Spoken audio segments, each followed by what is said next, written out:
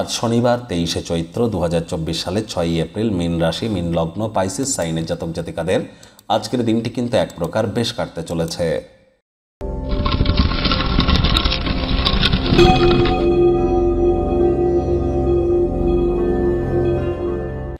ভিডিওটির শুরুতে স্ক্রিনে আপনারা দেখতে পাচ্ছেন শনি মহারাজের প্রণাম মন্ত্র।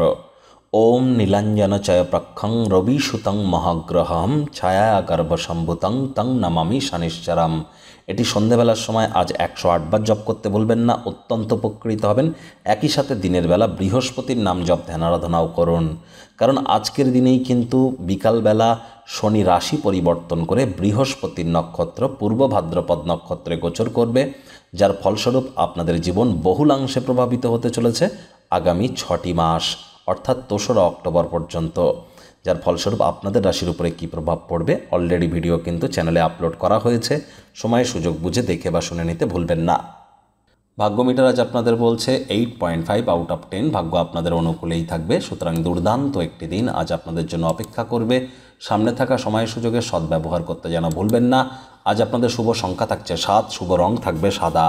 তবে স্বাস্থ্যগত ব্যাপারে একটু সাবধান থাকতে হবে, ওজন বুঝে ভোজন গ্রহণ করুন। রাস্তাঘাটে সাবধানে গাড়ি ঘোড়া চালান, কোনো প্রকার নেতিবাচক অনুভূতির আশ্রয় ভুলেও যেন নেবেন না। অর্থগত ব্যাপারে আয় ইনকাম আজ আপনাদের বাড়বে। বাড়ির বাইরে যাওয়ার আগে বাড়ির বয়োজ্যেষ্ঠদের পায়ে হাত দিয়ে প্রণাম করে বার হন, এটি আপনাদেরকে উপকৃত করবে। আয় ইনকাম বাড়বে। নতুন উদ্যোগ পরিকল্পনার পাশাপাশি নতুন নির্মাণ কার্যের শুরুয়াতও আজ করা যেতেই পারে। মনে ক্রিয়া করা নতুন টাকা পয়সা রোজগারের ধান্দাগুলিরও আজ সুযোগ নিন।